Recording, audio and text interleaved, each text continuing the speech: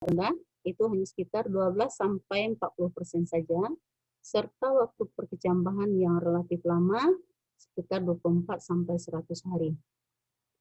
Nah, beberapa treatment untuk perkecambahan, induksi perkecambahan dari biji ini sudah dilakukan, seperti dengan pemberian gibberellin, pemanasan, pendinginan, sakarifikasi, dan perendaman dalam larutan alkohol, ini sudah pernah dilakukan.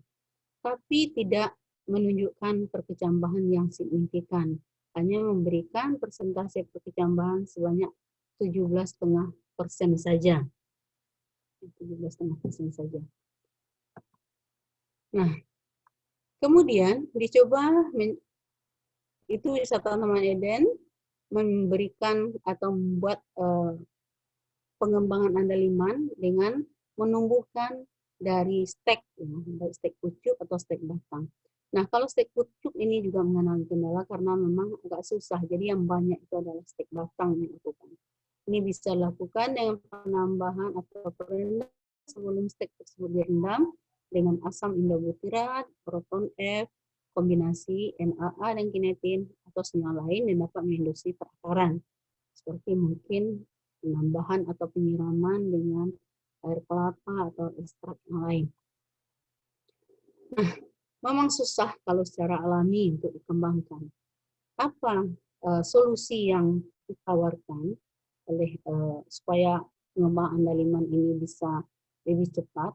Nah, ini mungkin dengan teknik kultur jaringan, ya. Teknik kultur jaringan itu berawal dari totipotensi sel yang sudah mengenal semuanya, ya, bahwa ada kemampuan sel untuk membentuk dan tumbuh dan berkembang menjadi suatu individu baru. Nah, apa kelebihan dari kultur jaringan dapat menghasilkan jumlah bibit tanaman yang banyak dalam waktu relatif singkat sehingga lebih ekonomis, tidak memerlukan tempat yang luas, dapat dilakukan sepanjang tahun tanpa bergantung pada musim, bibit yang dihasilkan lebih sehat, dan memungkinkan untuk dilakukannya manipulasi genetik. Tahapan kultur jaringan ini ada organogenesis dan embriogenesis. Organogenesis itu adalah pembentukan organ secara langsung. Ini ada beberapa tahapannya. Ini mungkin lebih cenderung ke teknis. Mungkin kan perlu yang mungkin bagi yang kultur jaringan ini sudah mengerti dengan proses-proses seperti ini.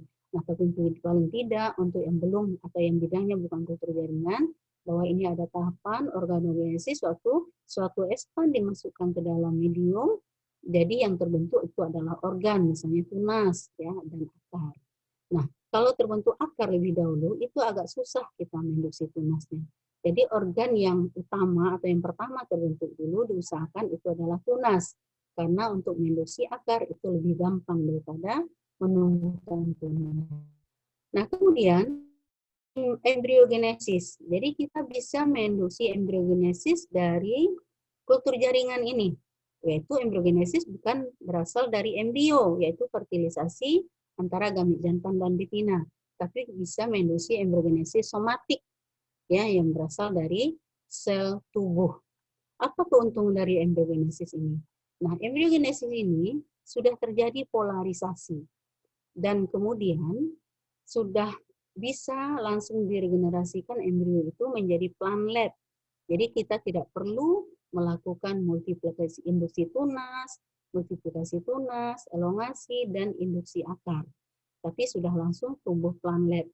Jadi ini yang dapat dilakukan plantlet itu adalah pendewasaan plantlet sehingga sudah bisa langsung diaklimatisasi.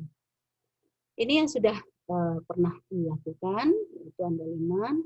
Alhamdulillah ini sudah berhasil walaupun agak pada awalnya karena memang awal ya agak susah, tapi akhirnya berhasil di kultur itu dari tunas-tunas aksiler, ya, tunas yang tumbuh dari samping. Nah, kemudian ini kalus dan tumbuh itu dengan perbandingan kebenaran 24D 0,5 dan BAP 0,5. Jadi tumbuh kalus, kemudian apabila 24D 1 dan BAP-nya 0, ini tumbuh kultur membentuk tunas. Jadi tidak perlu BAP untuk tunas pada kultur pucuk andaliman ini. Dilakukan tahap aklimatisasi. Ini kami belum sampai ya, ini dari diambil dari yang lain, bahwa ini aklimatisasi yang bisa dilakukan, sudah modifikasi, kemudian elongasi, baru nanti dari elongasi ini barulah dipecah plumletnya, kemudian baru diinduksi perakaran. Kemudian setelah dewasa merasa cukup rasio antara shoot dan rootnya itu sudah terpenuhi, barulah dilakukan aklimatisasi, terutama secara bertahap. Ya, secara bertahap. Tidak bisa langsung tanah. Agak cepat karena waktunya mungkin yang sudah habis ya. Ini produk olahan andaliman yang sudah dilakukan oleh masyarakat, terutama yang dibina oleh wisata Taman Eden. Nah, itu adalah ada sambal kemasan botol, itu sambal andaliman. Ini ada beberapa macam variasi. Ini yang cair ya, termasuk yang basah. Ini yang sambal yang kering. Nah, jadi sambal kering ini nanti ada bermacam-macam ya levelnya ya, macam-macam. Jadi ada level ya.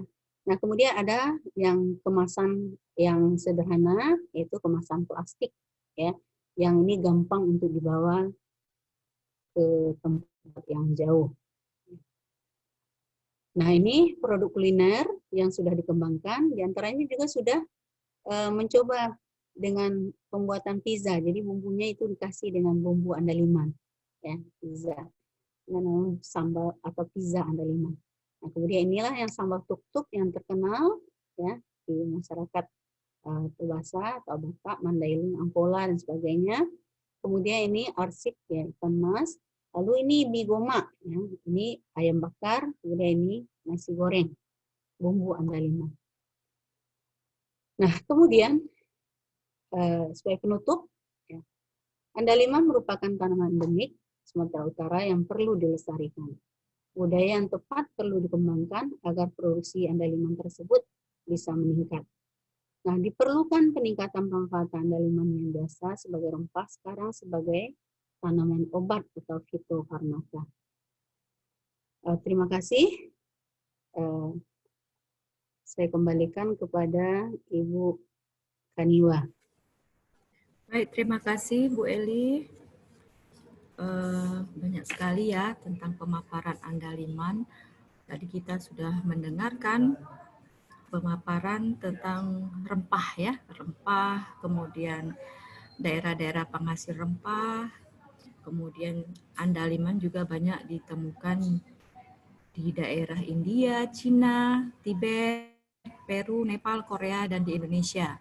Kalau di Indonesia itu, ini merupakan khas dari Sumatera Utara, di Toba Samosir, Tapanuli Utara, ya, di masakan daerah Batak Angkola dan Batak Mandailing. Kemudian kita juga tadi sudah mendengarkan jenis masakan di beberapa negara. Kandungan kimia andaliman, kemudian juga kita tahu tadi ada potensi andaliman sebagai tanaman obat. Selanjutnya ada prospek ya pengembangan andaliman ke depannya ini. Kemudian juga terakhir tadi kita mendengarkan pemaparan tentang produk olahan andaliman, terutama tadi aneka sambal-sambal ya Bu ya. Jadi kalau mendengar sambal ini udah terasa lapar ya, karena mungkin sudah siang.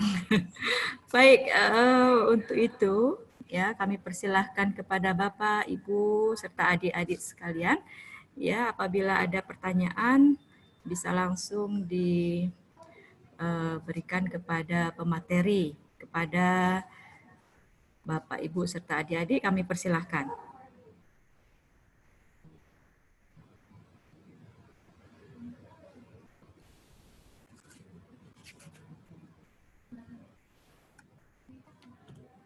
Mungkin ini pada lapar ini, Bu. Iya ya, melihat masakannya mie goma ya. Ada ayam bakar tadi ya, Bu ya. Ayam bakar, pas pula momennya ya. Pas sekali. Pas sekali. Jadi melihat apa tadi tanaman andaliman. Jadi saya dulu Bu pernah mendapat oleh-oleh dari Cina. Itulah Sichuan pepper. Ya. Jadi pernah saya masak. Memang betul Bu, pedas dia. Ya. Pedas, tambah lagi makin pedas. Ternyata memang saya tidak berpikir kalau itu adalah jenis dari andaliman. Saya pikir memang jenis lain. Ternyata sama ya Bu ya? Iya. Oh, Sebetulnya yang Sichuan pepper itu dari aslinya itu adalah Xanthosillum piperitum. Nah, tapi oh, memang dia mirip sekali dengan Acanthopodium. Jadi kadang-kadang orang agak susah membedakan antara piperitum dengan Acanthopodium ini. Cuma ukurannya saja piperitum yang agak lebih besar-besar sedikit daripada Acanthopodium. Semua sama, warnanya sama, cuma bedanya setelah masak, ya setelah masak, kalau Sichuan pepper ini tetap warna merah, ya merahnya itu merah ya betul. menyala, Ya merah betul Bu. menyala, ya Ya. merah menyala. Tapi kalau Acanthopodium itu kalau masak dia berubah jadi coklat, jadi bisa kering, menghitam gitu. Itu bedanya. Kalau dari segi aroma, kalau gigi segala macam itu sama. Jadi Betul. itulah yang membedakan atau yang membuat orang itu kadang-kadang salah itu apakah itu piperitum atau Acanthopodium gitu karena memang dari fisik itu hampir mirip sekali ya Ya. mirip sekali. Ya Bu, ini ada pertanyaan. Ya, saya bantu membacakannya. Ini dari Indah Primadesi dari Institut Pertanian Bogor. Ya, dia menanyakan, sebelumnya saya belum mengetahui tentang andaliman. Kemudian yang ditanyakan, apakah ada rencana prospek hasil kultur jaringan andaliman ini direncanakan untuk dibudidayakan di lokasi yang berbeda dari habitat aslinya? Silakan Bu. Oh ya ya terima kasih Indah ya Indah Prima Desi. Eh, eh, Memang rencananya seperti itu ya jadi rencananya seperti itu di samping ada pengembangan daerah jadi tidak hanya di lokasi yang terbatas ya seperti Angkola, Tobasa, Dairi dan sebagainya kita termasuk mau mengembangkan ya mengembangkan. Nah dari langsung atau pengembang langsung itu kami membawa anakannya dari biasanya kami ada kemarin dari Simalungun di tanah di Medan ternyata tidak bisa ya karena memang lingkungannya yang memang berbeda gitu kan. Nah akhirnya apa?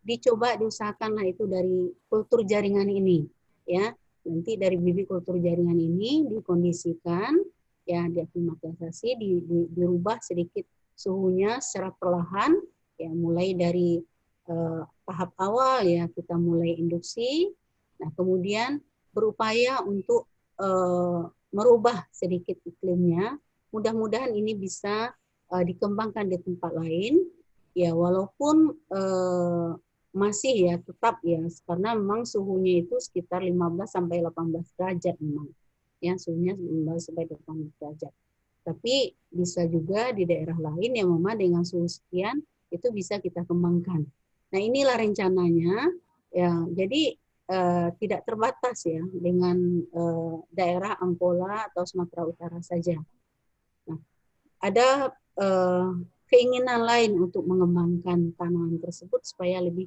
banyak ya lebih banyak dan budidayanya itu menjadi lebih besar apalagi kalau memang nanti apa istilahnya perubahan paradigma ya yang mulai semua rempah ini kemudian sudah mengembang atau sudah berkembang menjadi tanaman obat jadi ini tidak bisa lagi yang hanya ditanam di tanah di Tobasa itu saja karena memang dengan lahan yang terbatas akhirnya tidak mencukupi ya. Jadi kebutuhan tersebut itu tidak mencukupi.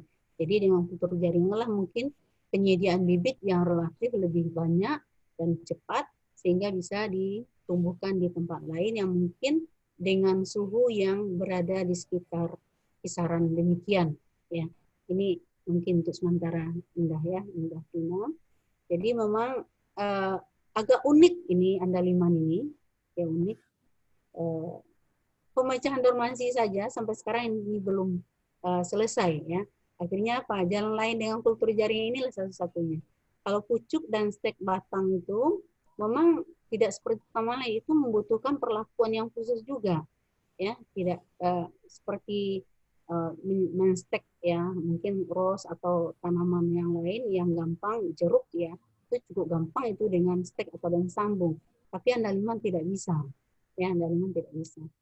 Nah inilah yang mungkin ke depan ya mudah-mudahan Kabupaten Tobasa ya, ini bisa memfasilitasi ya, walaupun sekarang mereka sudah berkembang ya, termasuk berkembang saya bilang, karena dari yang hanya tumbuh liar sekarang mereka sudah intensifkan ya, dan sekarang sudah lumayan banyak dan lumayan produksinya ya. Makanya di Medan itu kita sudah tidak lagi kalau butuh buat arsi itu kadang-kadang dipesan dulu. Nah sekarang setiap pasar sudah ada, jadi tidak perlu menunggu ya. Kalau dulu sempat menunggu, dipesan dulu minggu depan baru diambil gitu kan. Nah ini karena sudah ada budidaya intensif dari Taman Eden, jadi sehingga kebutuhan masyarakat terutama Sumatera Utara itu sudah mulai terpenuhi. Itu indah. Jadi ada keinginan untuk mengembangkan itu. Baik Bu, terima kasih. Mungkin ada lagi yang lain? Kami menunggu pertanyaan dari Bapak, Ibu, serta adik-adik sekalian.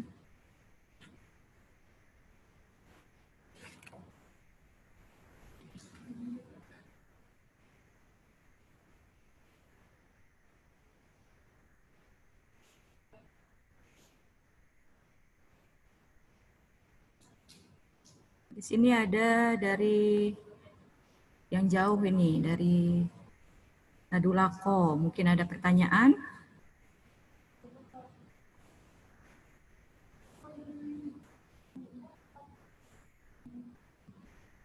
Penasaran nggak nih, gimana sih rasanya andaliman? Saya pikir semuanya penasaran nih ya kan? Ya kan Bu Eli? Iya. Ini andaliman. Gimana sih rasanya? Nanti kalau setelah COVID berlalu, bisa nih Bu kita undang lagi nih.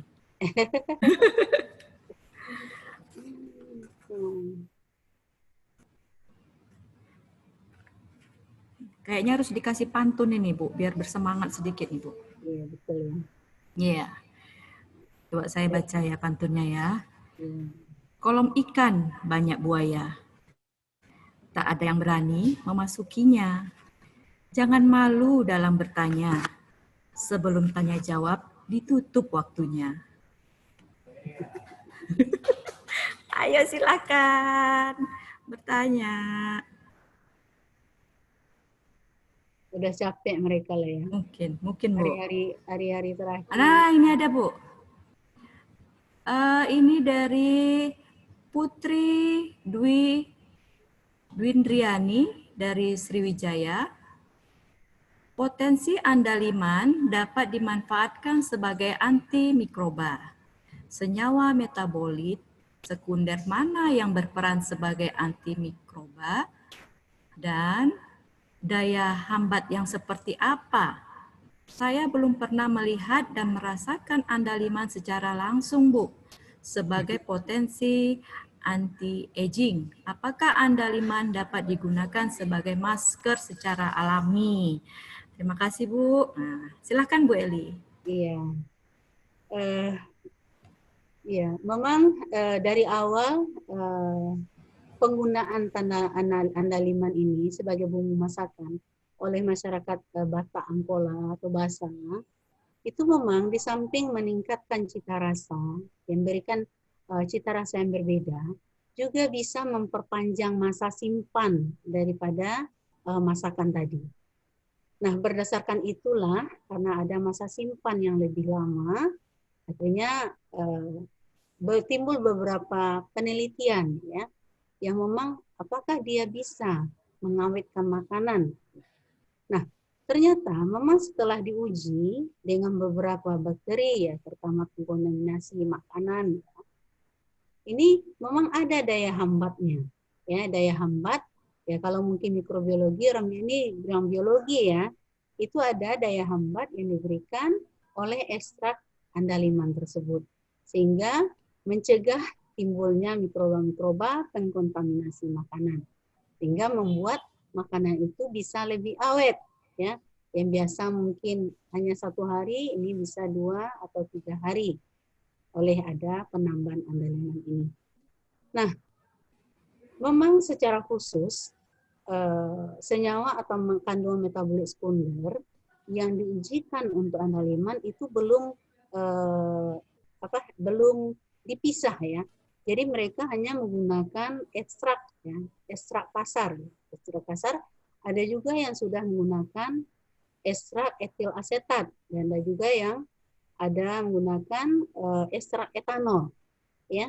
Nah, ekstrak etanol ini bisa maupun ekstrak etil asetat ini akan mengambil beberapa metabolit sekunder yang ada di dalam tanaman andaliman tersebut itu secara lebih banyak apabila digunakan ekstrak segar hanya dengan memberikan air saja. Jadi kandungan metabolit sekunder yang ada di ekstrak etanol maupun ekstrak etil asetat ini lebih banyak, lebih tinggi. Nah, inilah yang mempertinggi atau menyebabkan daya bunuh atau daya hambat daripada ekstrak tersebut itu menjadi lebih panjang. Jadi ada seperti senyawa yang disebut tadi, ada yang kelompok-kelompok alkaloid, ya. Kemudian ada terpen, ada kelompok-kelompok senyawa-senyawa aromatik, ya. Nah, inilah yang dapat menyebabkan atau fitotoksisitas daripada andaliman tadi sehingga bisa digunakan sebagai anti mikrob ya, flavonoid ya. Nah, kemudian anti aging. Ini memang sudah dicoba ya, tapi belum membuat maskernya. Karena apa? Ternyata setelah dimakan, tanaman andalima itu ada pedasnya. Nah, kalau diberikan ke muka, apa tidak menimbulkan perih, ya perih di mata, itu kan perih di mata. Tapi ada potensi, ya ada potensi untuk menghilangkan melanin yang muncul akibat ya penuaan mungkin akibat paparan radiasi matahari yang terlalu lama sehingga menginduksi produksi melanin itu menjadi lebih banyak sehingga wajah itu menjadi coklat gitu kan. Jadi muncul melaninnya ke depan. Nah, ini bisa sudah dibuat krim ya, krim tapi memang ya tidak belum ya. Ini kalau produk untuk obatan ini masih skala laboratorium itu sebetulnya. Jadi ada potensi untuk ke sana. Ya. Nah, apakah mungkin bisa dibuat nanti untuk sebagai masker ya? Mungkin, tapi mungkin ada untuk apa itu istilahnya untuk meredam ya supaya aroma minyak asiri atau minyak asirinya itu tidak menyengat ya Bu ya. Istilahnya tidak pedih, tapi ini dilema juga. Justru minyak asiri itu atau justru flavonoid, terpenoid itu sekarang yang berkemampuan anti aging tersebut. Ya. Nah, ini ada potensi. Nah, anti aging kan bukan hanya digunakan ya penuaan, bukan hanya di wajah aja, mungkin juga bisa dilakukan di bekas-bekas habis operasi ya mungkin yang tergolong yang kulitnya termasuk yang sensitif sehingga gampang mengalami pencoklatan dan sebagainya, ini bisa digunakan ya. Jadi yang berdekatan dengan wajah mungkin bisa ditutup atau bagaimana cara memakainya mungkin ini sudah ke depan ya bisa mungkin dipikirkan ya sekarang. Tapi itu ada potensi, ada peluang untuk ke arah itu. Ya, ada peluang untuk ke arah itu. Baik Bu Eli, ini ada pertanyaan lagi Bu dari Windy dia dari UIN Sunan Kalijaga, Jogja. Dia mengatakan bahwa andaliman memiliki banyak kandungan kimia yang bermanfaat bagi tubuh. Pertanyaannya, apakah ada potensi kandungan kimia tersebut menjadi racun ketika dicampurkan dengan bahan makanan atau bahan kimia lain, Bu? Silahkan Bu Eli. Ya. Ya. Ya, azan ya sebentar. Memang kandungan kimia di dalam andaliman ini cukup banyak. Sebetulnya setiap tanaman itu mempunyai kandung kimia, ya. Metabolit sekunder setiap tanaman itu punya. Jadi ini awalnya oleh tumbuhan itu hanya digunakan sebagai proteksi, jadi sebagai perlindungan diri bagi tanaman, karena memang apa? Dia itu tidak bisa berlindung seperti hewan dan manusia. Jadi kalau ada penyakit atau ada patogen yang menyerang, otomatis dia akan hanya bertahan di lingkungan itu saja. Jadi bagaimana caranya? Dia harus membangun potensi dirinya itu untuk membentuk metabolit-metabolit tertentu supaya antigen atau supaya penyakit tersebut itu bisa dibunuh. Ini awalnya. Nah, ternyata oleh tumbuhan sederhana itu ternyata ini bermanfaat juga oleh kita, oleh manusia, ya. Ternyata banyak manfaatnya. Karena bermacam tanaman itu mempunyai kandungan metabolit yang tidak sama. Makanya beberapa tanaman itu potensial untuk pengobatan satu penyakit, tapi tidak untuk penyakit yang lainnya. Nah, kalau digabung, kalau kita katakan dengan beberapa tanaman lain, ada beberapa ekstrak ya, ekstrak kimia kita katakan. Memang pada prinsipnya kandung-kandung yang ada dalam tanaman itu relatif ya tidak berbahaya sebetulnya, ya tidak berbahaya. Kalau penggunaannya itu memang sebatas wajarnya. Makanya penggunaan herbal sekarang itu banyak, tapi banyak juga yang apa itu istilahnya yang miss ya, jadi yang salah karena tidak ada takarannya, ya. Kemampuan tubuh kita untuk apa itu istilahnya menangkap atau yang menormalisasi ya, kata-kata normalisasi senyawa-senyawa kimia yang terkandung dalam suatu tanaman itu tidak sama. Jadi tanaman dengan jenis kandungan metabolit yang berbeda itu akan memberikan efek yang berbeda juga, ya, efek yang berbeda juga. Nah, kemudian apabila digabung dengan terutama itu adalah senyawa-senyawa yang kimia ya, terutama ya, yang kimia, mungkin pemakaian obat ya terutama ya, karena digabung dengan beberapa obat lainnya, dengan obat kimia terutama ya. Nah, dia mempunyai jalur mekanisme sendiri sebetulnya, metabolit tanaman ini. Ya, metabolit tanaman ini dia mempunyai mekanisme sendiri, jadi tumbuhan pun bisa merespon dengan sendiri. Nah, ya sejauh ini memang tidak ada yang berantagonis gitu ya. Kecuali memang ada beberapa yang antagonis itu memang kadang-kadang penyakitnya atau seseorang itu mungkin itu punya penyakit yang yang misalnya ya lever, ya penyakit lever, mungkin dengan ya diabetes sudah komplikasi lah kita katakan. Jadi meminum satu herbal, kemudian yang satu lagi itu menggunakan senyawa kimia. Nah, akhirnya inilah mungkin karena herbal ini banyak sekarang ini yang dosisnya itu belum diketahui, sehingga sekarang kan kecenderungan karena ya back to nature tersebut. Jadi semua yang berpotensi obat akhirnya diramu, dijadikan sebagai pengobat bahan obat kita katakan. Nah, itu takarannya belum ditentukan. Belum ada uji, bioessay-nya itu belum lengkap. Ya, bioessay-nya itu belum lengkap. Nah, seperti itulah yang tadi. Kadang-kadang satu metabolit itu racun bagi tanaman tersebut, tapi kalau diberikan dengan dosis yang tinggi kepada kita, ini juga bisa menyebabkan hal lain yang membahayakan. Seperti tadi ada penelitian bahwa dia ternyata andaliman juga dengan dosis yang tinggi, dia juga dapat mencegah fertilitas. Jadi menyebabkan kemandulan. Nah, ini salah satu mungkin kadang-kadang kalau tanaman obat ini maka lebih banyak mungkin akan lebih cepat sembuh. Tidak demikian. Ya, tidak demikian. Jadi dia memang harus pada takaran yang pas dan yang cocok untuk diberikan. Jadi kalau lebih tinggi dia juga bisa mempengaruhi atau memberikan efek yang tidak bagus bagi tubuh kita.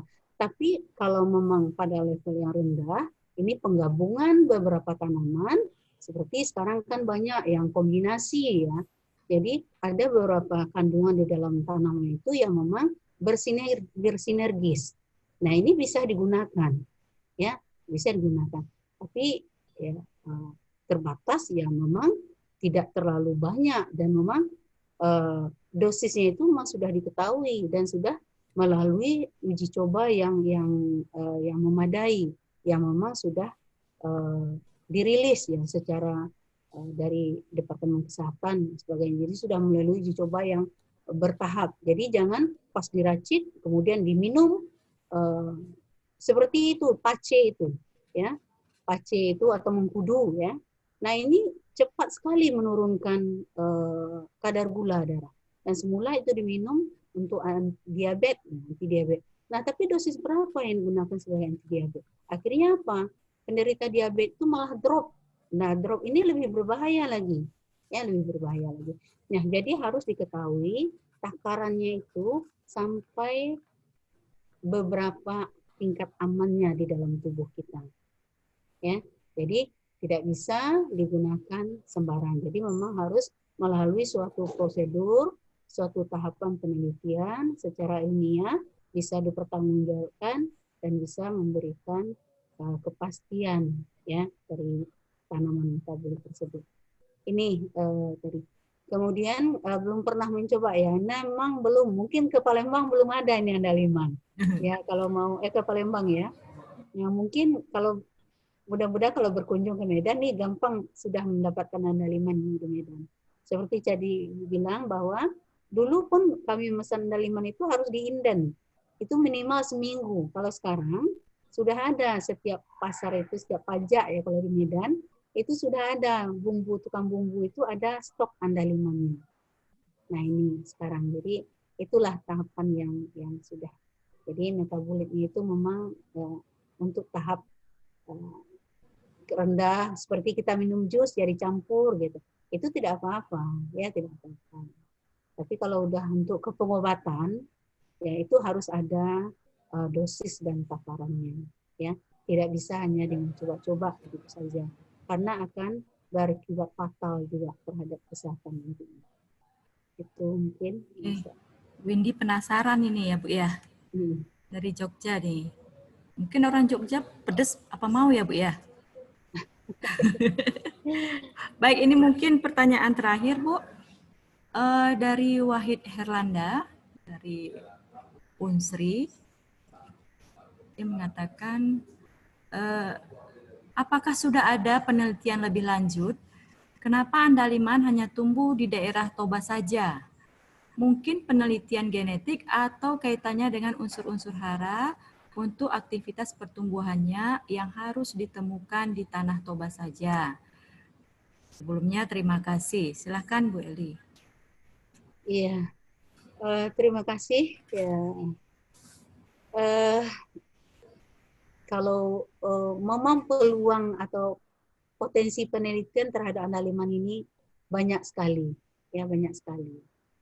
Ya, cuma mungkin ada keterbatasan juga kita juga sebagai dosen, ya mungkin yang lain ya. Kalau tidak ada mahasiswa yang berminat untuk melakukan penelitian tersebut, jadi akhirnya kita stop penelitiannya ya. Karena memang dari segi kesempatan yang kami mungkin ya tidak segampang kecuali mungkin ada yang membantu gitu ya. Nah ini memang kajian tentang tanah ya terhadap ketinggian, intensitas, unsur hara yang umum itu sudah kami teliti. Memang CN-nya itu tinggi, ya dia butuh CN, C per N itu lebih tinggi daripada tanaman lain. Jadi tobasa itu CN-nya itu nggak salah berapa ya, 7 ya, kalau nggak salah itu. P-nya juga, K-nya juga, tapi itu yang umum ya, yang umum. Nah sebetulnya di tempat lain juga ditemukan kandungan CN yang seperti itu, tapi tidak bisa ditumbuhi andaliman. Nah, inilah yang menjadi tantangan ya bagi terutama yang kalau saya menantang mahasiswa ini, yang menantang mahasiswa.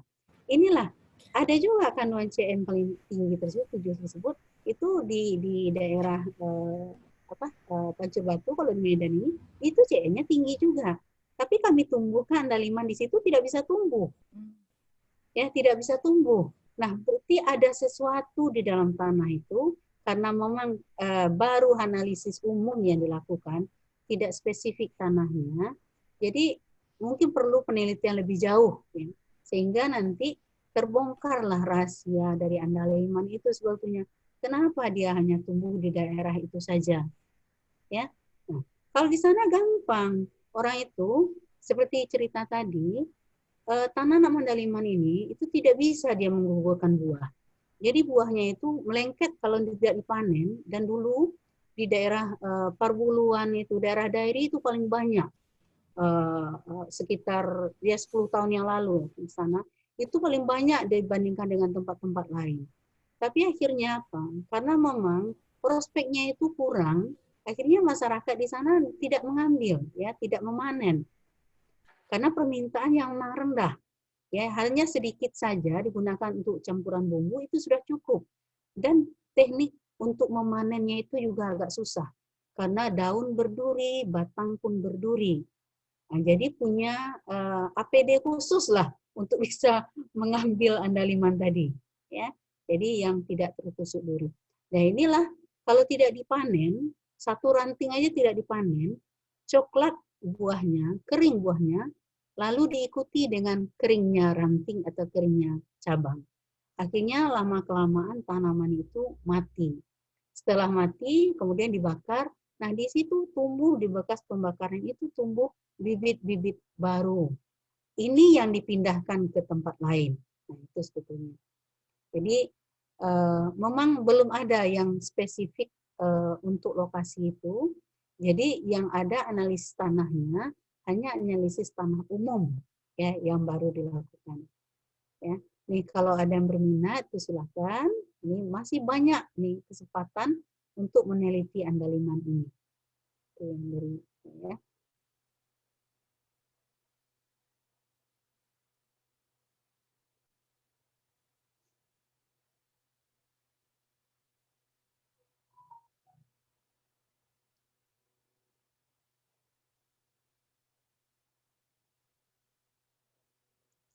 Wah, nggak kedengaran, Wah. Wah. Maaf Nah, Bu Eli. Ini tadi pertanyaan dari Wahid. Mungkin Wahid ya penasaran juga ya Bu ya tentang andaliman ini. Ya, jadi Sriwijaya di Palembang kan, itu dengan Medan itu kan berdekatan ya Bu. iya, iya Nah, betul. nanti setelah COVID berlalu bisa main ke Medan. Ya Wahid ya, kita coba dulu ini masakan yang ada andalimannya. Baik, masih banyak pertanyaan lagi Bu, tapi sayang sekali Bapak dan Ibu serta adik-adik sekalian, ya waktu kita tidak ada, sudah habis ya. Maka kami ucapkan terima kasih kepada Ibu Dr. Eli Masni atas jawabannya dan pemaparannya yang luar biasa tentang andaliman yang merupakan kekayaan biodiversitas Sumatera. Semoga ilmu yang Ibu share ke kami, kepada Bapak, Ibu, dan adik-adik sekalian ini dapat bermanfaat dan menggugah ya untuk mencoba rempah-rempah andaliman tadi dengan beraneka masakan. Baik, Bapak dan Ibu serta adik-adik sekalian, untuk mengakhiri pemaparan dari Bu Eli, ya kami mintakan kata-kata penutup dari Bu Eli. Silakan Bu Eli. Iya, terima kasih. Baiklah, memang Sumatera Utara ini, ya kalau kita ulang ini banyak tanaman-tanaman yang khas di sini ya, yang endemik Sumatera Utara. Nah, ini masih banyak peluang untuk dilakukan penelitian-penelitian yang perlu diangkat ke permukaan. Nah, ini tidak semua, ya tidak semua. Ini salah satu itu andaliman, kemudian ada lagi pohon tano, kemudian ada lagi banyak lagi tanaman yang potensi obat ini. Nah, ini membutuhkan suatu keseriusan, ya, suatu keseriusan untuk menggali beberapa potensi daerah tersebut. Nah, syukur ini kalau Pemda ini mau mendukung, ya, mau mendukung, jadi ada dukungan yang maksimal dari Pemda sehingga potensi daerah ini bisa kita kembangkan, ya. Nah, itulah kemudian ya kalau Andaliman mungkin dari segi kalau untuk penelitian di luar itu sudah banyak, yang tidak itu dari kita, ya dari kita ini sebenarnya. Nah, cuma itu yang bisa saya sampaikan. Terima kasih, ya. Baik, terima kasih Bu Eli atas kata-kata penutupnya. Dengan berakhirnya pemaparan dari Ibu Dr. Eli Masni, MSI, maka forum saya kembalikan ke pembawa acara. Silakan. Terima kasih kami ucapkan kepada moderator Ibu Dr. Kaniwa Berliani MSI yang telah memandu jalannya perkuliahan MIPANET School. Dan kedua narasumber kita Bapak Dr. T. Alif Atorik MSI dan Ibu Dr. Eli Masni MSI yang telah mengisi perkuliahan MIPANET School sampai pada sesi ini. Baiklah para hadirin sekalian, tiba saatnya kita memasuki waktu untuk break. Para hadirin boleh meninggalkan Zoom ini. Kita akan melanjutkan kembali perkuliahan pada pukul 13.30 waktu Indonesia bagian Barat dengan narasumber kita nantinya yaitu Ibu Dr. Nur Sahara Pasaribu MSc dari Universitas Sumatera Utara dengan topik Ekoteknologi Konservasi. Kepada Bapak Ibu hadirin untuk join kembali pada sesi selanjutnya. Atas perhatian Bapak Ibu hadirin kami ucapkan terima kasih. Wassalamualaikum warahmatullahi wabarakatuh. Waalaikumsalam warahmatullahi wabarakatuh. Terima kasih Bu Eli. Sama-sama Bu. Sama-sama.